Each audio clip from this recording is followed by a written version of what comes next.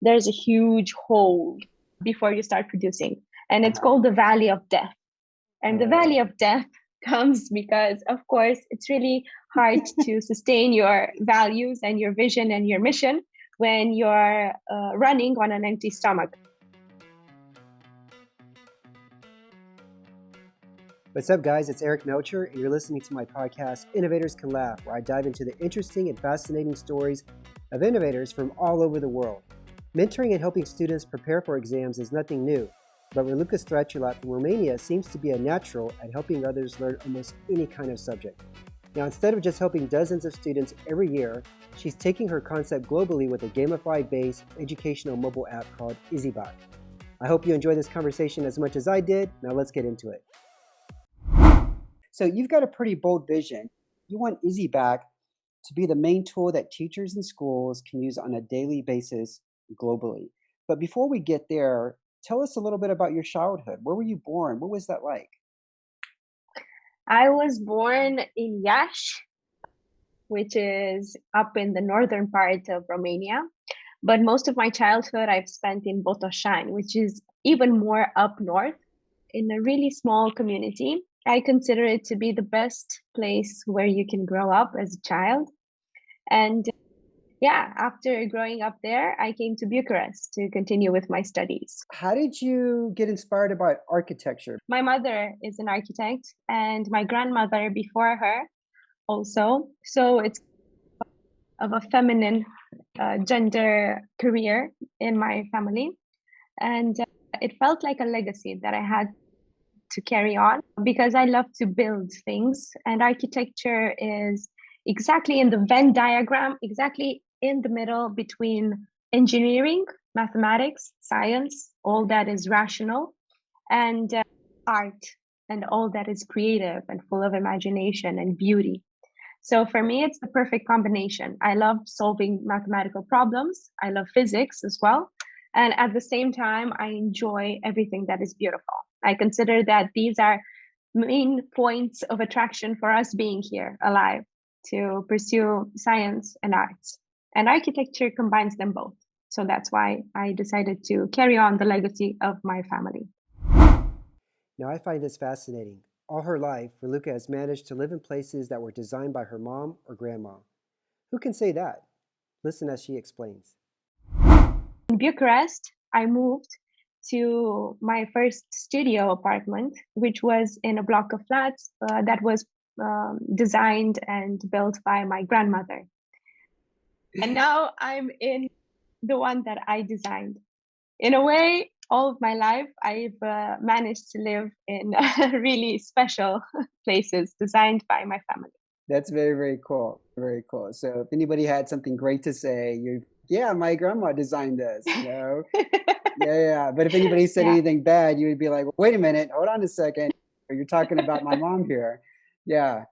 Okay. So this is fascinating. You're in architecture, but then you're in university, and I read somewhere that you started helping other students learn and pass exams. They're getting these really amazing results. How did that start? It's funny because I had some of the best grades in university. So I was in the top of my university, and my colleagues were coming to me asking me to actually do their projects for them. Therefore, I came up with a proposal for them that I would help them, of course.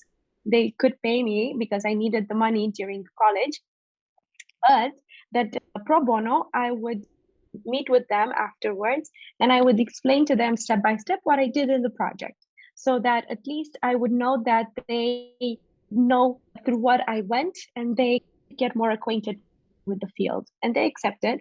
And then we met and I explained to them step by step the procedure. They liked the way I explained it so much that they proposed to me for the next project, they would pay me for the explanation of the step-by-step procedure instead of me actually doing it for them. Let's go ahead and get into Izibac. So you have developed a mobile application that makes learning pleasurable. Before there was an app, did you ever do anything physically in the classroom that made learning fun?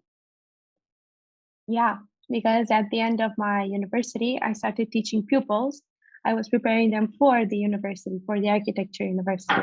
So working with them, I actually discovered a way of making learning fun with them.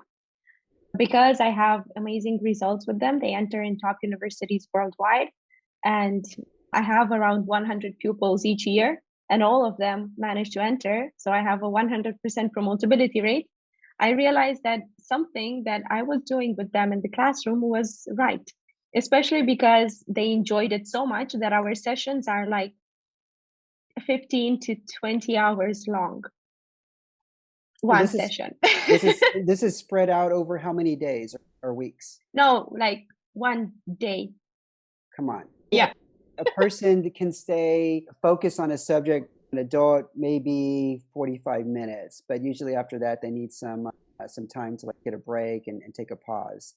For that many hours, they weren't getting tired. Mentally, they just were not getting tired of consuming all this information. Nope. What's the secret? What were you doing during this time? I continue doing it online as well. Our sessions start at 11 a.m. and end at around 2 p.m. 2 at night, 2 Yeah, a.m. actually. yeah, 2 a.m. Yeah. at night. So, what is like one of the things you do to keep them interested and engaged? I have a really clear structure and I start with history. I start with warming up. This is what I call it because I think that as any type of effort, intellectual effort or physical effort, you need to start with a warming up.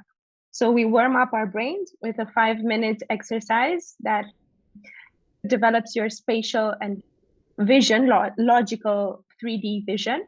After we warm up our brains, we start warming up our hearts. And this is where I teach the history of art and architecture. And we go chronologically from the beginning of our existence, from the Australopithecus, from the Homo sapiens until the present day. We go chronologically and we study the economical, political, social context, and we realize that architecture is just a mirror for them. And we understand the roles that architecture plays along the historical path of humanity. And after we warm up our hearts, we warm up our hands. And that's where we draw a 30-minute sketch where we develop our proportion. And after we warm up the part of the body that is the first part of the body, let's say the first half, then we make a break. We have a break where we move around so that we warm up the part, the inferior half of our bodies, and where we talk, where we share things, where we go to have a coffee in the kitchen. And that's where we stay on our legs and we move and we dance sometimes and we talk and we share. And that's where they become a family because I want them to become really close so that the atmosphere connects them as well. They become a community, not just individuals. And after we do the warming up, that's where the lesson comes. And the lesson is specialized for each and every one of them. So they have their own lessons according to their level and according to the direction that they're going. Because some of them want architecture, some of them want interior design, some of them want product design, and so on and so forth. So they have specialized and personalized homeworks and lessons. And with the warming up, they start with the lessons and then they apply them, the lessons, and they enter the state of flow. And the state of flow is what I tried to recreate in Izibac as well. And when you enter the state of flow, there is no space and there is no time and there is no I and there are no you, we, them. There is just this entity creating. And when you enter that space, that place, let's say, because there's no space in it, yeah, they forget about what hour, what time, where are my parents, who am I, and so on. And it's amazing to see them enter that state of flow. And I realized that in order to help them enter it, the teacher needs to enter it first. So you need to go into the state of flow while teaching, and they will follow you. Remarkable. I think you've got me in this state of flow during this interview right now, where I'm just mesmerized because you've got like this really good process that involves oh God, movement, collaboration, getting to know one another, building that trust. And then all of a sudden, once you've achieved that, then that's when the lesson comes. It sounds amazing. Okay, so you're doing this, it's working out really well. You come up with the idea of, okay, let me do a mobile application. What has been the ups and downs launching Izibac up until this point? I know as a co-founder for a startup, there's many ups and downs. Is there anything that comes to mind when it comes to trying to raise money for VCs or trying to develop a go-to-market strategy? And what stands out in this journey? Yeah, there are a lot of ups and downs, as you mentioned. The biggest ups, let's say, are when people understand your vision and they want to help you raise it as well. And they come to your team and your team grows. That's the biggest ups that you can have as an educational startup. And I think as a startup altogether. And the major downs are when they join you for your vision, but they also need to support themselves and to eat and pay their bills. So to have a vision is really great, and those are the up moments, but to manage to support them and your vision as well are the down moments. So yeah, it's been a hell of a ride to attract VC funding. We managed to do it through equity crowdfunding in the end. That was the best solution for us, at least for the first round. Let's see for the next one. And yeah, there's a difference between, there are two types of companies. That's at least what Bill Ollett says in Disciplined Entrepreneurship. He says there are IDEs, like innovation driven entrepreneurs and entrepreneurships, of course. And at the same time, there are the SMEs, like the small companies that start producing the moment you start them, you found them. A small amount, of course, and then it grows. In the innovation driven entrepreneurship, there's a huge hole before you start producing, and it's called the valley of death. And the valley of death comes because, of course, it's really hard to sustain your values and your vision and your mission when you're running on an empty stomach. Yeah. And for yourself as a founder, it's okay because you accepted it from the beginning. Right. But for the other ones who came along the ride, you feel responsible for them. So for me, the worst moments were when we were passing through the valley of death and I couldn't feed them. I couldn't offer them a lot of support. So it was really difficult. Yeah, those were the difficult moments because in education, you need to have a reputation first and then you can monetize. So with the innovation driven entrepreneurship and the educational field where you need a lot of funnel created, with these two factors, the valley of death is pretty wide. Pretty deep. Pretty deep. But you've got like this Yeah. smile and this glow about you, and you can see it in your eyes and your smile. And so you're such an optimistic person that I think you're going to get through it if you haven't gone through it already. So I would say keep going because you've got a great application here. I also read somewhere that also allowing students to study subjects that are not really emphasized in school. And these are subjects such as financial education, entrepreneurship. Is that something that you got from feedback from people who were using the application, or is this something that you knew all along that you wanted to add to Izibac? We knew all along because we always wanted to study these subjects. And of course, the feedback from our clients and users also confirmed it. But we wanted to offer the pupils different points of view and different perspectives and everything that we wanted as children. But yeah, that's why we partnered with NGOs and they provide a lot of extracurricular and we say non-formal education content. Got you. Got you. Okay. Yeah. Now you also work with your husband. How is that working out? Has there been any funny situations during office hours? Have there been any colleagues or any staff that have witnessed any arguments between you two about something at home? How has that worked out? Of course, personal and professional life get mixed up a lot when you work with your husband. And I find it exhilarating because at the end of the day, I don't really have to tell them how it went. you know, how was it? Well, he knows.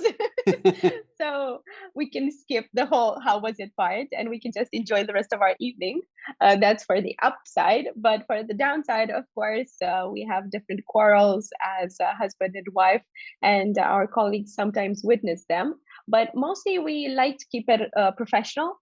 And we manage to do it quite good. I would say around 95% of the time.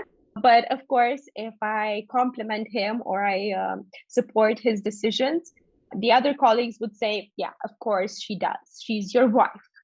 Or if he would do it, of course he does. He's your husband. He So has to, right? he has to, of course. Yeah. But we also like to criticize and bring arguments, empirical arguments to the table whenever we support or do not support each other during discussions, even though we know we are going to face the same scrutiny from our colleagues of, yeah, of course, your husband and wife. Okay. So, last question for you, Raluca. I read that your biggest achievement is also your biggest obstacle, and that is being a woman leader in technology. What did you mean by that? Because the tech world, as the architectural world, as I would say, is mostly male driven, especially in Romania. As an architect, I first had to go through the male barriers. It's there's a vibe, there's a certain type of energy that a specific field has. And when you go into tech, the tech field has a lot of male dominance. And yes, of course, we're all human. And of course, I love each and every single human manifestation and form. But women have a certain type of energy and a certain way of expressing their creative, let's say, initiatives. And men have a different way. So it's difficult being the only woman in my company, even though we are all making jokes about it and saying the next one we're going to hire is going to be a female. Somehow, the next one is going to be a male and an Adrian as well. We know their names already. They have to be an Adrian and they have to be a Taurus and they also need to have a beard. So we already know them Oh, before we need to hire them. very We stubborn. Very stubborn. I know firsthand because my wife is a Taurus.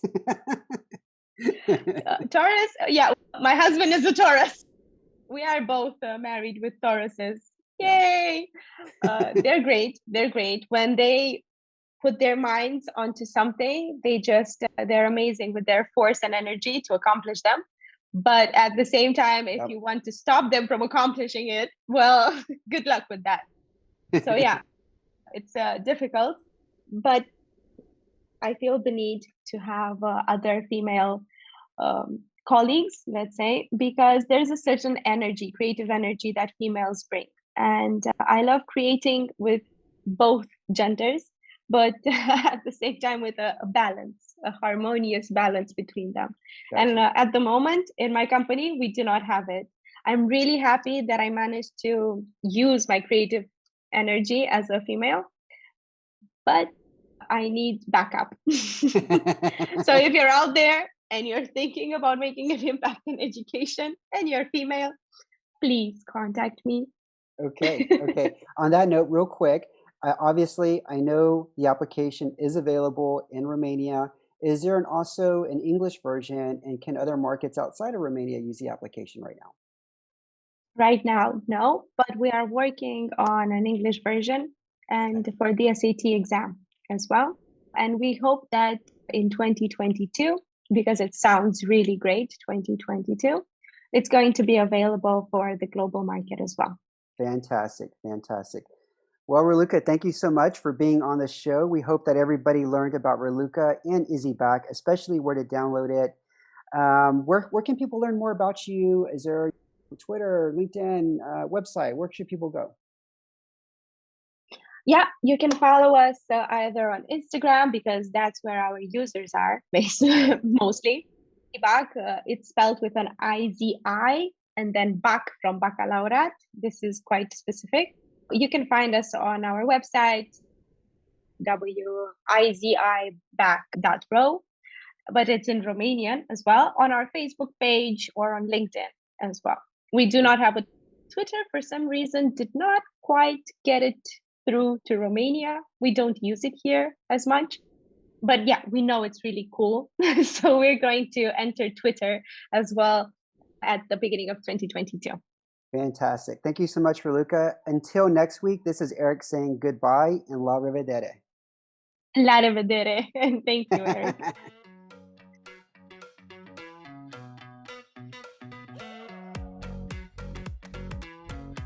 Here's a little bonus audio. Yeah. Great pillow talk. So do you know Eric? Oh, of course. I've had a great pillow talk with him.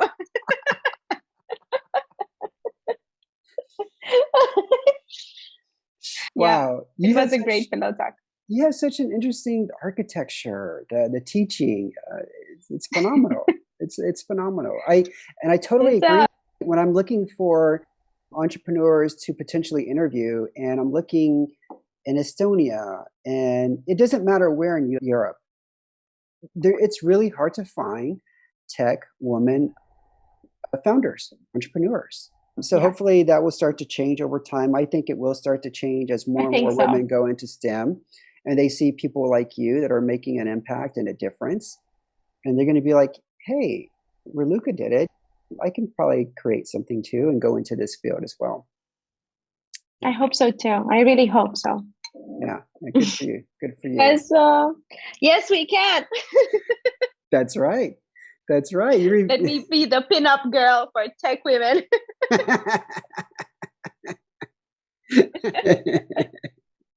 can tie a bow tie here.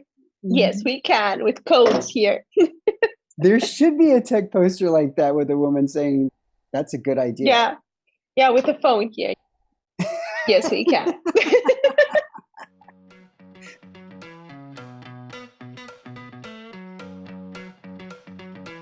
To see the show notes for every show, as well as get a preview of who our next guest will be, sign up for our newsletter at innovatorscanlaugh.substack.com.